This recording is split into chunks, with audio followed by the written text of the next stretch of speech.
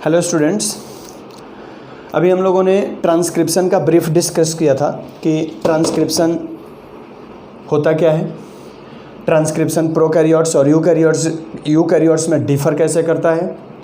अब है ये detail view of transcription in eukaryotes, then transcription in prokaryotes. पहले हम लोग डिस्कस करते हैं ट्रांसक्रिप्शन इन प्रोकैरियोट्स।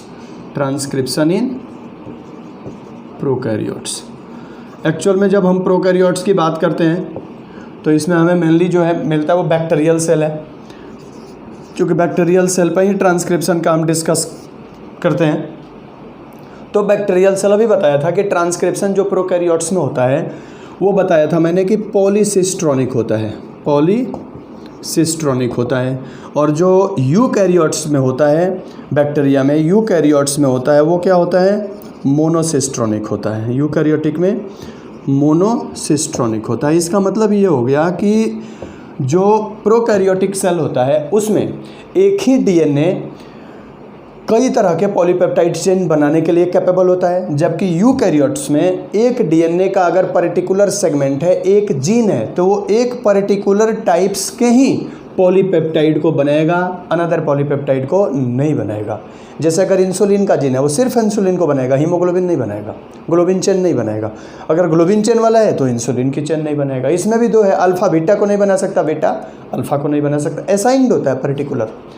बैक्टीरिया में ऐसा नहीं है, बैक्टीरिया में पॉलीसिस्ट्रोनिक होता है, इसमें मोनोसिस्ट्रोनिक होता है। अब देखो होता क्या है, एक्चुअल में डीएनए के अंदर एक पर्टिकुलर सेगमेंट जिसका ट्रांसक्रिप्शन होता है उसको हम बोलते हैं ट्रांसक्रिप्शनल यूनिट। जैसे मैंने बताया था कि ये डीएनए हो गया, सभी के सभी डीएनए, अगर मान लो इस पर्टिकुलर डीएनए में एक यहाँ पे जीन हो गया, ये फिर यहाँ तक दूसरा जीन हो गया, ये तीसरा हो गया, सभी में ट्रांसक्रिप्शन एक साथ नहीं होगा। अगर इस सेगमेंट का ट्रांसक्रिप्शन हो रहा है तो दूसरे का नहीं होगा, या दूसरे इसका हो रहा है तो इसका नहीं होगा। अगर जैसे मान लो ए हो गया, ये ए हो गया, बी हो गया, सी हो गया, 3 जीन हो गए, अगर ए का हो रहा हो तो बी का नहीं होगा, बी का हो रहा है तो सी का नहीं होगा, किसी एक पर्टिकुलर का होता है। उसका कई रीज़न है, एक तो इतने सारे जो इसको एनर्जी चाहिए वो एक मिल नहीं पाएगा सबको एक साथ, सारे डीएनए अनवाइंड एक साथ नहीं हो सकते, कई रीज़न है। तो डीएनए एक्चुअल में ट्रांसक्रिप्शन में क्या होता है, एक पर्टिकुलर यूनिट में होता है जिसको हम ट्रांसक्रिप्शन यूनिट बोलते हैं। ये ट्रांसक्रिप्शन यूनिट है, ठीक है। अब इस ट्रांसक्रिप्शन यूनिट में क्या क्या प्रोसेस होता है, जो कि बताया था मैंने, ट्रांसक्रिप्शन के थ्रू 3 तरह के आरएनए बनते हैं, एमआरएनए, आरआरएनए, टीआरएनए। हम लोग यहाँ जो डिस्कस करेंगे वो एमआरएनए का डिस्कशन करेंगे कि कैसे होता है। अब इस पर्टिकुलर को हम अलग करके बनाते हैं, इसको हम बड़ा करके बनाएंगे तो देखो कैसा दिखेगा। अगर हम एक डीएनए है चेन, उसको बड़ा करके देखते हैं, बना के देखते हैं। जैसे सपोज दैट मान लो ये बैक्टीरियल डीएनए हो गया। अब होता क्या है कि जहाँ से भी ट्रांसक्रिप्शन शुरू होने हैं वहाँ पे, अगर मान लो ये सपोज दैट ट्रांसक्रिप्शन यहाँ पे शुरू होने हैं, तो जहाँ पे भी शुरू होने हैं ट्रांसक्रिप्शन, वहाँ पे एक पर्टिकुलर प्रोटीन की ज़रूरत पड़ती है। अभी आगे बताता हूँ। प्रोटीन की ज़रूरत पड़ती है जिसको हम बोलते हैं इनिशिएशन फैक्टर, या प्रोकैरियोट्स के लिए उसको बोलते हैं हम सिग्मा फैक्टर, ठीक है। अब यहाँ पे वो रीजन जहाँ से ट्रांसक्रिप्शन शुरू होता है, that region is called promoter region. जहाँ से शुरू होगा उसको क्या बोलेंगे, प्रोमोटर रीजन, प्रोमोटर होगा, ठीक। वो रीजन जहाँ पे ट्रांसक्रिप्शन बंद होगा, स्टॉप हो जाएगा, आगे नहीं चलेगा, उसको बोलते हैं टर्मिनेटर रीजन, ठीक है। और बीच वाला जो रीजन होता है ये स्ट्रक्चरल जीन्स होते हैं या कोडिंग रीजन बोलते हैं। यहाँ से यहाँ तक के रीजन जिसमें प्रोटीन बनाने वाले पर्टिकुलर कोडोन्स होते हैं, that is called structural region, या इसी को बोलते हैं हम कोडिंग रीजन। तो कोई भी डीएनए होगा, ट्रांसक्रिप्शन यूनिट होगा, ये ट्रांसक्रिप्शन यूनिट है, यहाँ से लेकर यहाँ तक ये क्या है, ट्रांसक्रिप्शन यूनिट है ये पूरा का पूरा। तो एक ट्रांसक्रिप्शन यूनिट में 3 तरह के रीजन होते हैं। ये यहाँ से यहाँ तक ये पूरा का पूरा क्या है, ये ट्रांसक्रिप्शन यूनिट है, ट्रांसक्रिप्शन यूनिट हो गया। क्लियर। अब इस ट्रांसक्रिप्शन यूनिट में क्या है, तो प्रोमोटर, टर्मिनेटर और कोडिंग रीजन, 3 रीजन इसमें होते हैं। ठीक है। अब देखो होता क्या है, प्रोमोटर रीजन सारे डीएनए चूंकि वाइंडेड है, अब इसको जरूरी क्या है कि सबसे पहले यहाँ पे अनवाइंडिंग हो, यानी डीएनए का ये वो रीजन जहाँ से शुरू होने हैं, आगे का एज इट इज रहेगा, वहाँ पे क्या होना चाहिए, अनवाइंडिंग होनी चाहिए, यहाँ पे अनवाइंडिंग होना चाहिए। तो अनवाइंड जब तक नहीं होगा, ये बॉन्ड टूटेगा नहीं, तब तक ये खुलेगा नहीं, और जब खुलेगा तभी जाके यहाँ पे आके सिंथेसिस होगा किसका, आरएनए पॉलीमरेज का। अब देखो होता क्या है, यहाँ पे जो इस फैक्टर की ज़रूरत पड़ती है इसको खोलने के लिए, उस फैक्टर को बोलते हैं हम सिग्मा फैक्टर। यहाँ पे जिस फैक्टर की ज़रूरत पड़ती है उस फैक्टर को बोलते हैं हम सिग्मा फैक्टर। यहाँ सिग्मा फैक्टर आएगा। जब यहाँ सिग्मा फैक्टर आएगा तो ये सिग्मा फैक्टर क्या करता है, 2 काम करेगा। सबसे पहला काम ये करेगा कि दोनों के बॉन्ड को मेल्ट करेगा। वैसे भी जो प्रोमोटर रीजन होता है वहाँ पे एटी रिच रीजन होता है, एटी कई सारे होते हैं इसमें। इसका अपोजिट देखो, टी ए, इस रीजन को हम बोलते हैं टाटा बॉक्स या प्रिब्नो बॉक्स, इसको बोलते हैं प्रिब्नो बॉक्स या टाटा बॉक्स या हैगन बॉक्स बोलते हैं इसको यूकैरियोट्स में। एटी रिच रीजन होता है, या इसको बोलते हैं low melting region. Low melting region in the sense that यहाँ पे जब डबल बॉन्ड होगा तो जो डबल बॉन्ड होता है वो ईजिली ब्रेक हो जाता है।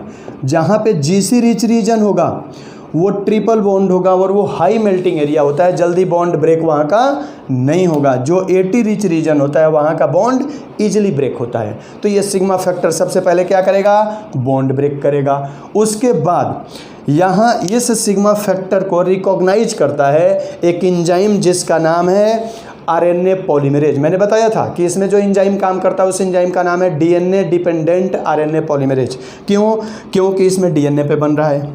उस एंजाइम को बोलते हैं हम DNA dependent RNA polymerase, DNA dependent RNA polymerase.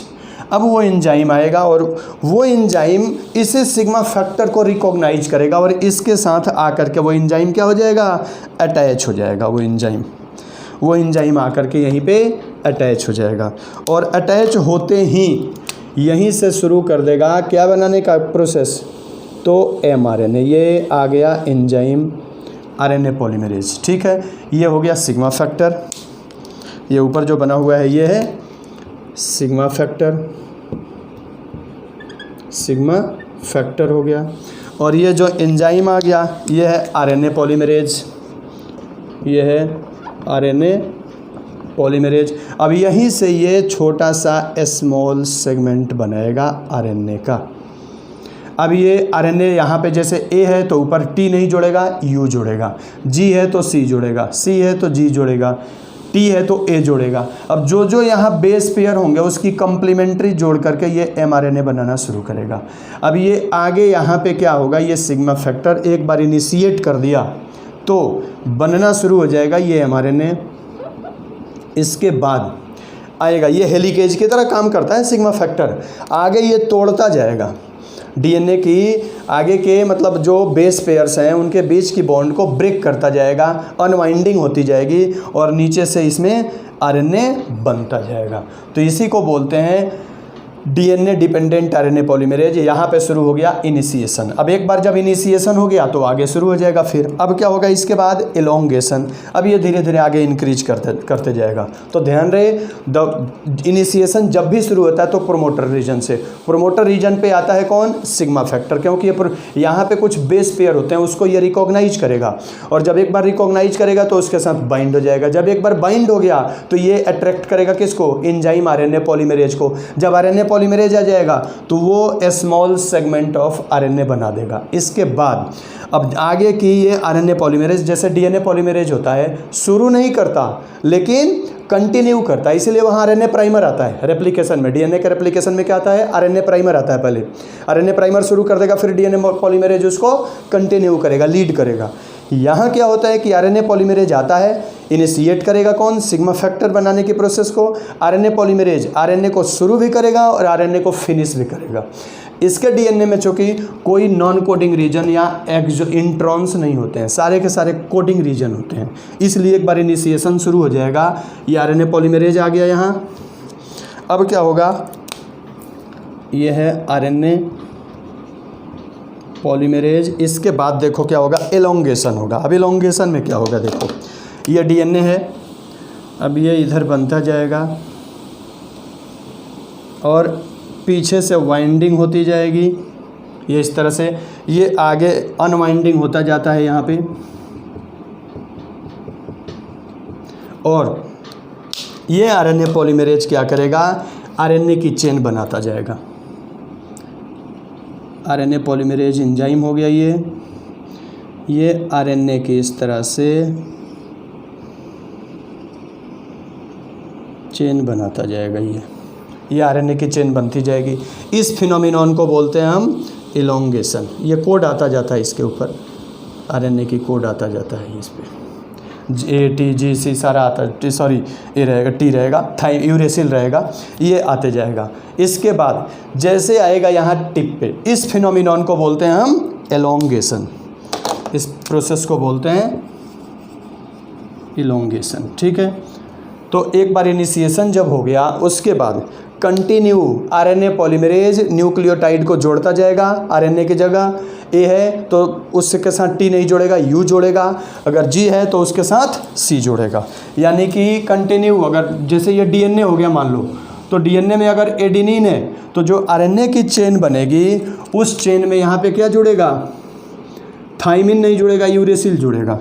अगर डीएनए में मान लो ऊपर थाइमिन है, जी है, सी है, टी है, जो भी है, तो यहाँ पे अब यूरेसिल है तो यहाँ पे ए से टी से ए जुड़ेगा तो ए जुड़ जाएगा, सी से जी जुड़ जाएगा, जी से सी, या सी से जी जुड़ जाएगा। इस तरह ए टी है तो ए जुड़ जाएगा। मतलब ये एमआरएनए जो होगा वो एक एक न्यूक्लियोटाइड जोड़ता जाएगा, चेन इलोंगेट करता जाएगा।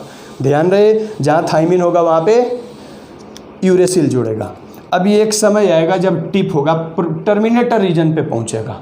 जब टर्मिनेटर रीजन पे, एक चीज़ और भी है, इसको कैटालाइज करने के लिए एक आयंस की ज़रूरत होती है जिसको बोलते हैं मैग्नीशियम आयन, Mg आयन इसमें ज़रूरत पड़ती है चेन इलोंगेशन के लिए।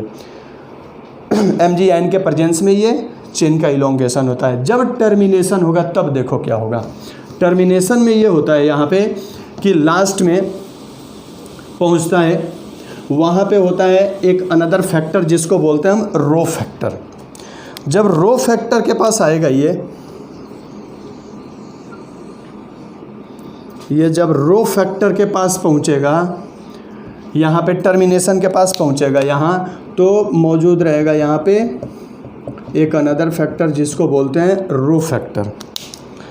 अब ये रो फैक्टर के आते ही,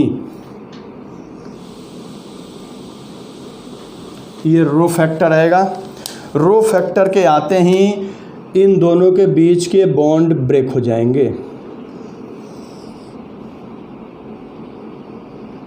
ये आरएनए बन करके तैयार हो गया है। अब जैसे ही आएगा क्या होगा कि आरएनए जो पॉलीमरेज है, ये एंजाइम आरएनए पॉलीमरेज है, इसके बीच और इस डीएनए के बीच की बॉन्ड को ब्रेक कर देगा, जिसके कारण आरएनए पॉलीमरेज यहाँ से मतलब डिस्प्लेस हो जाएगा, हट जाएगा। आरएनए पॉलीमरेज के हटते ही ये यहाँ से एमआरएनए जो होगा वो कट ऑफ होकर बाहर आ जाएगा, यानी आरएनए यहाँ से सेपरेट हो जाएगा। कुल मिला के ये आरएनए क्या हो जाएगा, यहाँ से सेपरेट हो जाएगा और प्रोटीन मतलब ट्रांसक्रिप्शन यहीं पे क्या हो जाएगा, बंद हो जाएगा। इस फिनोमिनॉन को हम बोलते हैं टर्मिनेशन। इस फिनोमिनॉन को बोलते हैं टर्मिनेशन। तो ध्यान रहे, इनिशिएशन के लिए आता है इनिशिएशन फैक्टर या सिग्मा फैक्टर, टर्मिनेशन के लिए आता है टर्मिनेशन फैक्टर या rho factor. Initiation factor RNA polymerase को अट्रैक्ट करेगा, शुरू करेगा। टर्मिनेशन फैक्टर आकर के दोनों के बीच की बॉन्ड को ब्रेक कर देगा, स्टॉप करा देगा। अब इसमें 3 कॉम्प्लेक्सिटीज आई। सबसे पहला ये आया कि इसको इसमें मतलब ये कह लो कि हार्वेस्टिंग की ज़रूरत नहीं है। जैसे प्रोकैरियोट्स में क्या, यूकैरियोट्स में क्या होता है, एक्सॉन्स इंट्रॉन्स दोनों बीच में लगे रहते हैं। ज़रूरी है कि इंट्रॉन्स को काट के हटाएं, एक्सॉन्स या कोडिंग रीजन को जोड़ें, इसमें ज़रूरत नहीं है। दूसरा, सारा का सारा प्रोसेस साइटोप्लाज्म में हो रहा है। ऐसा नहीं है कि आधा प्रोसेस न्यूक्लियोप्लाज्म में आधा साइटोप्लाज्म में होता है। तो यूकैरियोट्स में क्या होता है, पहले न्यूक्लियोप्लाज्म में ट्रांसक्रिप्शन होता है, फिर आता है आरएनए साइटोप्लाज्म में, वहाँ पे ट्रांसलेशन होता है। यहाँ वो ज़रूरत नहीं है, यहाँ डायरेक्ट होता जाता है। तीसरा, होता क्या है कि उसमें यूकैरियोट्स में एक बार ट्रांसक्रिप्शन के बाद हार्वेस्टिंग आरएनए, मतलब हार्वेस्टेड आरएनए ये कह लो कि फुली प्रोसेस्ड आरएनए, इंट्रॉन्स काट के हटेंगे, एक्सॉन्स जोड़ के फुली प्रोसेस्ड आरएनए जब बनेगा तब ट्रांसलेशन होगा। इसमें क्या होता है कई बार कि आगे ट्रांसक्रिप्शन होता जाता है और पीछे से आकर के यहाँ पे एमआरएनए अटैच हो जाएगा, और वो एमआरएनए अटैच होने के बाद ट्रांसलेशन भी शुरू हो जाएगा। तो इसीलिए पूछा जाता है ये क्वेश्चन कि प्रोकैरियोट्स में क्या खासियत है कि ट्रांसक्रिप्शन और ट्रांसलेशन एक साथ होते हैं। तो उसके 3 रीजन हैं। एक रीजन ये है कि दोनों प्रोसेस साइटोप्लाज्म में ओपन एरिया है, उसको किसी ऐसा नहीं कि न्यूक्लियस से साइटोप्लाज्म में लाने की ज़रूरत है, ओपन एरिया वहाँ कंटिन्यू। दूसरा, प्रोसेसिंग की ज़रूरत नहीं है, इसमें स्प्लिसिंग की ज़रूरत नहीं है, हार्वेस्टिंग की ज़रूरत नहीं है, प्रोसेस्ड आरएनए बनाने की ज़रूरत नहीं है। तीसरा, ये पॉलीसिस्ट्रोनिक होता है, तो इसको फास्ट बनाने हैं। फास्ट नहीं अगर बनाएगा तो एक एमआरएनए बनाएगा, जब तक वेट करेगा तब तक इसके दूसरे आरएनए बनाने का टाइम हो जाएगा। तो इसलिए कई बार क्या होता है कि जब तक इधर पूरा कंप्लीट नहीं हुआ तब तक प्रोटीन बनना शुरू हो गया, इधर एक साथ ट्रांसक्रिप्शन भी खत्म हुआ, एक साथ ट्रांसलेशन भी खत्म हुआ, दोनों साथ साथ चलते हैं। इसलिए बोलते हैं कि प्रोकैरियोट्स में ट्रांसक्रिप्शन और ट्रांसलेशन कपल्ड होते हैं। कपल्ड यानी एक साथ होते हैं। तो एक साथ होने के यही 3 रीजन हो गए कि इसको प्रोसेसिंग की ज़रूरत नहीं है, दोनों के दोनों ये साइटोप्लाज्म में हो रहे हैं, स्प्लिसिंग की ज़रूरत नहीं है। दूसरा ये है कि साइटोप्लाज्म में सारे के सारे इसको मतलब एमआरएनए, आरआरएनए, टीआरएनए एक जगह मिल जाते हैं, इसलिए ट्रांसक्रिप्शन ट्रांसलेशन साथ साथ होता है प्रोकैरियोट्स में। पॉलीसिस्ट्रोनिक है, इसको फास्ट प्रोटीन बनाना है, एक बन गया उसके बाद फिर दूसरा शुरू करेगा, इसलिए होता है। तो ध्यान रहे, जो ट्रांसक्रिप्शन प्रोकैरियोट्स में होता है क्विक होता है और ट्रांसलेशन भी साथ साथ चलता है, जबकि यूकैरियोट्स में नहीं होता है। यूकैरियोट्स में पहले ट्रांसक्रिप्शन होगा, ट्रांसक्रिप्शन में एमआरएनए बनेगा, अब उस एमआरएनए की स्प्लिसिंग होगी। इसके अलावा एक और भी होता है आरएनए में। प्रोकैरियोट्स में क्या, यूकैरियोट्स में क्या होता है कि कैपिंग और टेलिंग की ज़रूरत पड़ती है। कैपिंग यानी कि यहाँ पे क्या होगा, एक OH ग्रुप फ्री रहेगा। अब अगर हमने यहाँ पे कैपिंग नहीं किया, पैक नहीं किया, तो कोई ना कोई आकर के एडिशनल ग्रुप यहाँ पे आकर के जुड़ जाएगा, और जुड़ जाएगा तो कुछ ये एमआरएनए डिस्टर्ब हो जाएगा। तो एक तो उसमें यूकैरियोट्स में ज़रूरत पड़ती है किसकी, कैपिंग की। इसमें जनरली मिथाइलेटेड गुएनोसिन ट्राइफॉस्फेट यूज करते हैं। और दूसरा ज़रूरत होती है टेलिंग की, तो उसमें कंटिन्यूअस एडेनिन ले आकर जोड़ देता है ये, इसको बोलते हैं पॉलीएडिनाइलेशन, पॉलीएटेल बोलते हैं। तो इस यूकैरियोट्स में 2 चीज़ों की एडिशनल ज़रूरत पड़ती है। एक स्प्लिसिंग की, स्प्लिसिंग से इंट्रॉन्स को काट के हटाएंगे, एक्सॉन जोड़ेंगे, और दूसरा कैपिंग एंड टेलिंग की। ये दोनों प्रोसेस प्रोकैरियोट्स में नहीं होते हैं, इसलिए प्रोकैरियोट्स का फास्ट होता है। एक साइज भाई कैपिंग की ज़रूरत है नहीं, तो इधर से अगर ट्रांसक्रिप्शन हो रहा है तो पीछे से ट्रांसलेशन शुरू हो जाता है, जबकि यूकैरियोट्स में 2 एडिशनल चीज़ों की रिक्वायरमेंट होती है। इसलिए प्रोकैरियोट्स की जो ट्रांसक्रिप्शन ट्रांसलेशन होता है वो मोर फास्टर देन या मोर रैपिड देन यूकैरियोट्स होता है। यूकैरियोट्स में थोड़ी सी ये 2 कॉम्प्लेक्सिटीज इंक्रीज हो जाती है। तो ये प्रोकैरियोटिक ट्रांसक्रिप्शन था, इनिशिएशन, इलोंगेशन और टर्मिनेशन। इनिशिएशन पहले मैंने बना दिया था, ये इनिशिएशन हो गया, ये इलोंगेशन हो गया और ये टर्मिनेशन हो गया। टर्मिनेशन के बाद एमआरएनए कंप्लीट बन जाएगा। वैसे इसमें ट्रांसलेशन के लिए मतलब टर्मिनेशन की रिक्वायरमेंट नहीं होती है। इनिशिएशन हो गया, आगे इलोंगेशन हो रहा है और पीछे से ट्रांसलेशन हो रहा है। यहाँ टर्मिनेशन खत्म हुआ, पीछे से ट्रांसलेशन खत्म हुआ, इसलिए कपल्ड चलता है, एक साथ दोनों चलते हैं। क्लियर? ये था ट्रांसक्रिप्शन इन प्रोकैरियोट्स।